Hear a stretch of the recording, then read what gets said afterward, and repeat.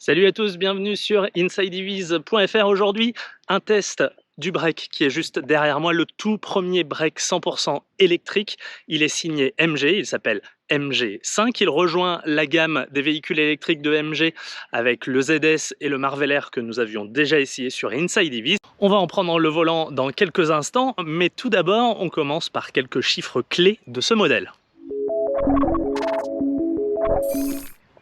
Alors il existe deux versions différentes de ce break MG5, une version standard qui propose 177 chevaux et 320 km d'autonomie et une version long range, donc longue autonomie ou autonomie étendue, qui développe un petit peu moins de puissance, 156 chevaux, mais qui en revanche propose une autonomie bien plus grande puisqu'elle est promise en tout cas sur la fiche technique pour 400 km.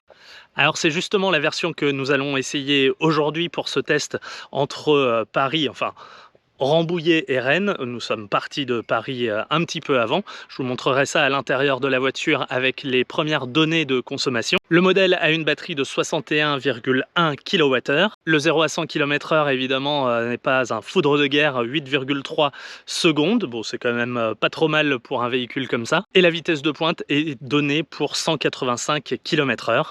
Allez, je vous emmène à l'intérieur et on va pas tarder à prendre la route.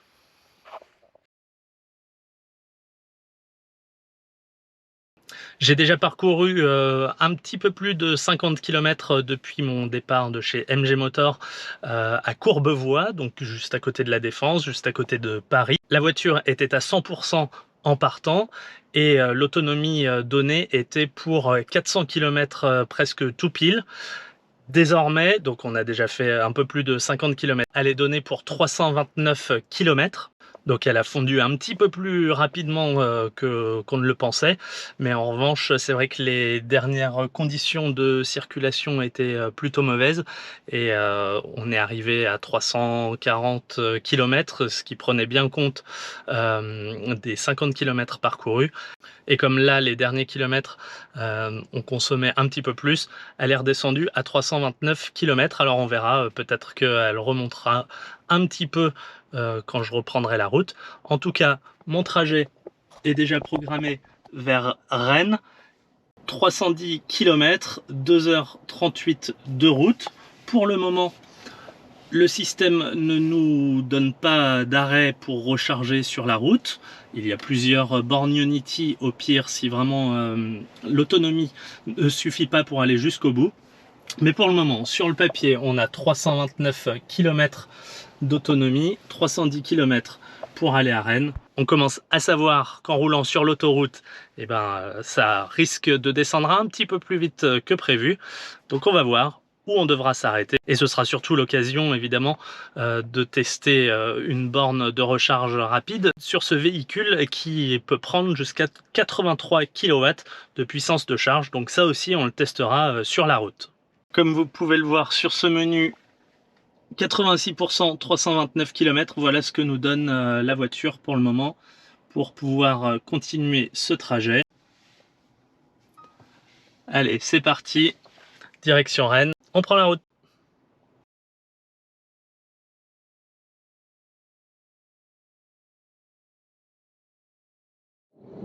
Alors petite mise à jour sur le trajet, on est sur l'autoroute à 130 km/h, toujours en direction de Rennes, on vient de dépasser Chartres, donc on n'a pas roulé beaucoup encore. L'autonomie de la voiture fond comme neige au soleil, d'ailleurs il fait relativement chaud, il fait 25 degrés, alors peut-être que ça n'aide pas non plus.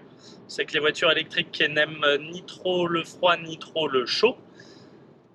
Une chose est sûre, c'est que là la voiture me donne pour 244 km d'autonomie, alors que nous avons 265 km à parcourir. Donc là, clairement, l'autonomie de la voiture est passée en dessous du trajet que nous avons à réaliser encore. Donc il y aura forcément un arrêt à une borne, ça c'est pas une mauvaise nouvelle. Ce qui est plus étonnant en revanche, c'est que je n'ai pas eu d'alerte au tableau de bord. Enfin, il ne me semble pas avoir vu d'alerte au tableau de bord pour me dire que mon autonomie était inférieure au trajet rentré dans le GPS. En général, les systèmes embarqués préviennent comme ça et proposent plusieurs stations de recharge sur le trajet pour pouvoir continuer le trajet jusqu'au bout. Là, ça n'a pas été le cas. Alors peut-être que la fonction qui propose justement ces bornes de recharge en fonction de l'autonomie restante n'est pas enclenchée dans un des menus de l'infodivertissement, mais je trouverais ça quand même un petit peu étonnant.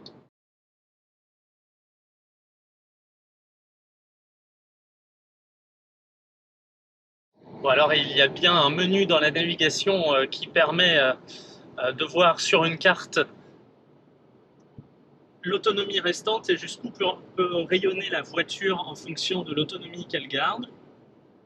Donc là, on voit bien que ma destination, à savoir Rennes, n'est pas dans la zone de rayonnement de l'autonomie actuelle de la voiture. Donc maintenant, à partir de ce menu, on va aller chercher les bornes de recharge qui sont sur la route et puis en choisir une à laquelle nous nous arrêterons.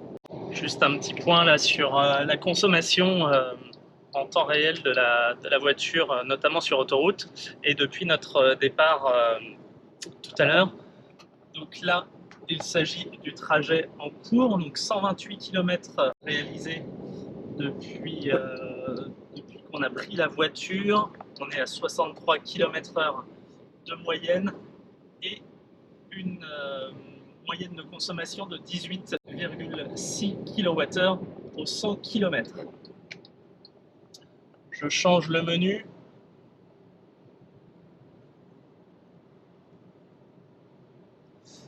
Et voici désormais le total cumulé.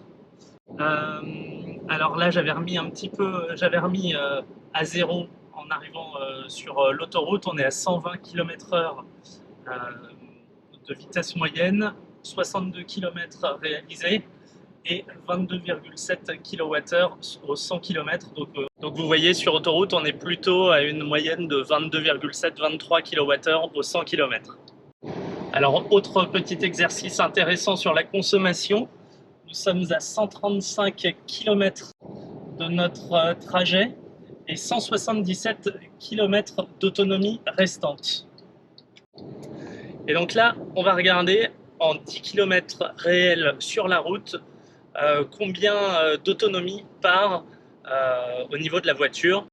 Et évidemment, l'autonomie part beaucoup plus rapidement. On a vraiment l'impression depuis le début de ce trajet qu'elle file à toute allure.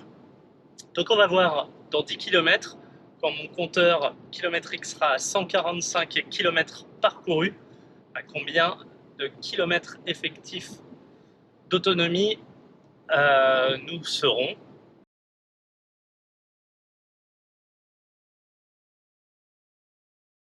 Sur le compteur, on est à 145 km, donc nous venons tout juste de faire 10 km sur la route au compteur kilométrique et l'autonomie, elle, est à 155 km restants.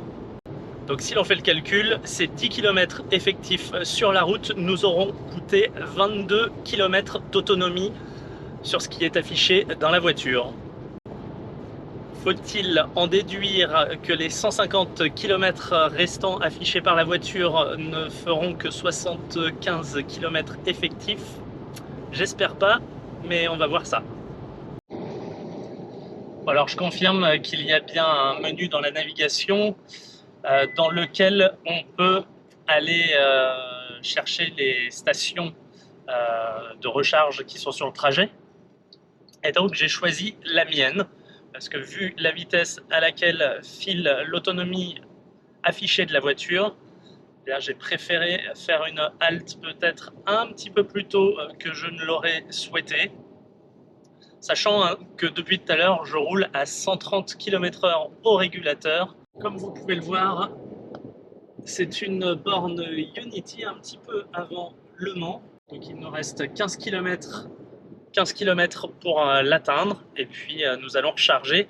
J'ai aussi voulu recharger un petit peu plus tôt que prévu car je sais que la voiture n'excède pas sur la fiche technique 83 kW de vitesse de charge et donc je préfère quand même assurer le coup en m'arrêtant un petit peu plus tôt et avec une borne Ionity qui sera capable de délivrer un maximum, on l'espère en tout cas, car je vais m'arrêter aux alentours de 40% d'état de charge de la batterie. Voilà, prochaine étape, station Ionity dans 12 km. Et me voici à la borne Ionity. Borne Ionity, il me reste 100 km d'autonomie tout pile, 187 km encore de trajet, donc il fallait vraiment que je m'arrête pour pouvoir recharger. Heureusement, il y a de la place à la borne Ionity, juste une i208 à côté de moi, et puis une Ford Fiesta et une moto qui bloquent la dernière borne, qui ne me semble pas être des véhicules électriques. Ça, c'est plutôt rare quand même sur les bornes Ionity, mais apparemment certains s'en fichent pas mal et ont sans doute l'intention de montrer qu'ils sont pas prêts de passer à l'électrique.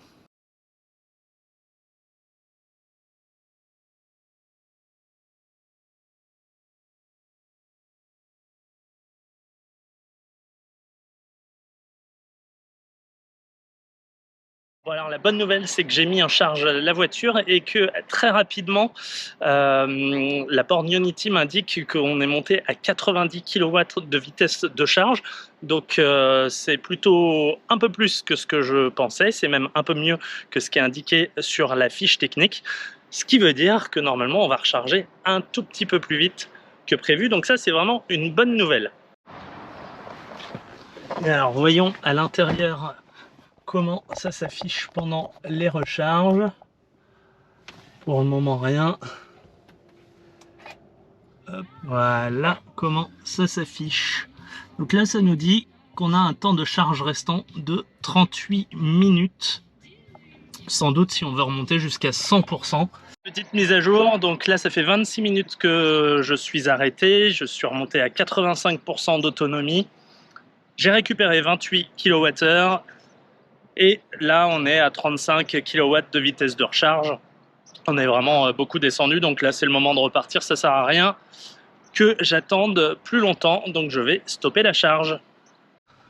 Voilà, donc de retour à l'intérieur de la voiture, donc je confirme que nous sommes remontés à 85% de batterie et que nous avons désormais 225 km d'autonomie, ce qui normalement sur notre trajet, alors ça ne l'a pas gardé en mémoire, on va mettre récent, tac tac, Rennes, hop, trajet de 187 km encore, 1h43. Et nous avons 225 km d'autonomie, donc il y a de fortes chances qu'il faille que je m'arrête encore à une borne Ionity un petit peu avant Rennes. Voilà, donc on se redonne rendez-vous un petit peu plus tard. Alors voilà une mise à jour, je suis à moins de 100 km de Rennes, 89 km de Rennes très exactement, et il me reste donc 134 km d'autonomie sur la voiture. Donc pour le moment, tout va bien dans le meilleur des mondes. Il ne devrait pas y avoir de problème pour arriver à destination avec la charge qu'on a récupérée juste avant à la borne Ionity.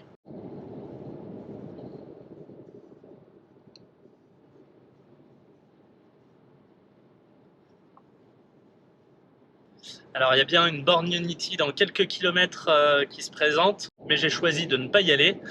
Normalement, d'après ce que me dit la voiture, et même par rapport au fait qu'effectivement l'autonomie descende beaucoup plus rapidement que prévu, je pense qu'on peut vraiment arriver jusqu'au bout sans avoir à recharger. Là, je suis toujours à 130 km/h, on est toujours sur l'autoroute, mais les 50 derniers kilomètres avant Rennes sont à 110 km/h, ce qui devrait déjà un petit peu moins tirer sur la batterie. Et puis c'est vrai que depuis que je suis reparti de la station Ionity, il y a à peu près 50 km de différence entre le trajet que je fais et l'autonomie restante affichée sur la voiture. Et ça reste à peu près stable depuis tout à l'heure. Donc je pense vraiment qu'il n'y aura pas de problème pour arriver jusqu'au bout. En tout cas, je prends le risque si c'en est réellement un. Bon, en tout cas, voilà. Je suis en train de passer devant l'aire de la Mayenne et sa station Unity. Donc la sortie est ici. Donc de toute façon, je n'irai pas me brancher sur une Unity car il n'y en a plus d'ici Rennes. Il y a deux voitures. Il y a la i208 qu'on a croisée tout à l'heure quand je me suis arrêté, qui apparemment est encore en train de recharger. Des petits sauts de puce pour la i208. Et puis moi, vous voyez, hop, mon rayon d'action normalement dépasse Rennes. Hop. Alors là, il y a toutes les stations qui sont affichées. Je vais les enlever. On verra peut-être un petit peu mieux. Voilà, normalement, mon rayon d'action dépasse, ou en tout cas va tout pile jusqu'à Rennes. Donc il ne devrait pas y avoir de problème. À tout à l'heure avec le verdict final. Alors un petit mot pendant que je conduis sur les sensations au volant de cette MG5. Donc à commencer par l'insonorisation qui n'est pas toujours excellente. C'est vrai que quand on passe à côté des camions, on les entend vraiment beaucoup. Et puis il y a pas mal de petits bruits d'air, de petits bruits aérodynamiques qui sont pas très agréables à vitesse élevée, en tout cas à 130 km/h ou même à 110 km/h sur autoroute ou sur 4 voies. Côté position de conduite, on est plutôt bien installé. Juste un petit bémol sur la dureté de l'assise. Après 300 km, ça fait un petit peu mal aux fesses. Pareil, un petit peu en bas du dos. Pourtant, notre modèle est en finition Luxury, donc avec des sièges réglables électriquement. Autre chose sur la position de conduite, c'est ce plancher qui paraît assez haut. Et finalement, j'ai presque les genoux autour du volant. Alors je peux allonger un petit peu mes jambes, il n'y a pas de souci, même si mon pied gauche bute assez rapidement sur le passage de roue. Donc ça c'est pareil, ça pourrait être un petit peu plus confortable, mais au quotidien je pense qu'il n'y a vraiment pas de souci.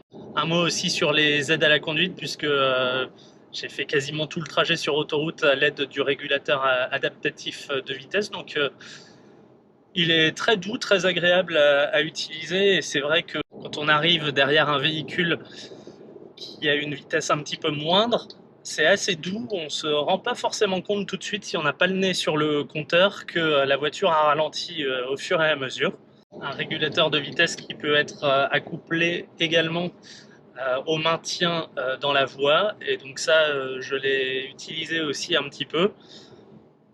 On a déjà vu meilleur, c'est vrai que parfois on a un petit peu l'impression qu'il joue les boules de flipper entre les lignes, mais c'est moins désagréable que chez d'autres constructeurs où on sent vraiment que la voiture va chercher les lignes à droite, à gauche pour réussir à rester au centre. Non, on le sent un petit peu, mais c'est même pas trop gênant.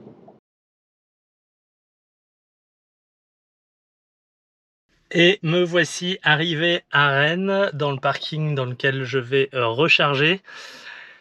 Et donc, on a réussi à terminer le voyage sans s'arrêter une nouvelle fois à une borne, donc vraiment pas de souci. Il nous reste 18%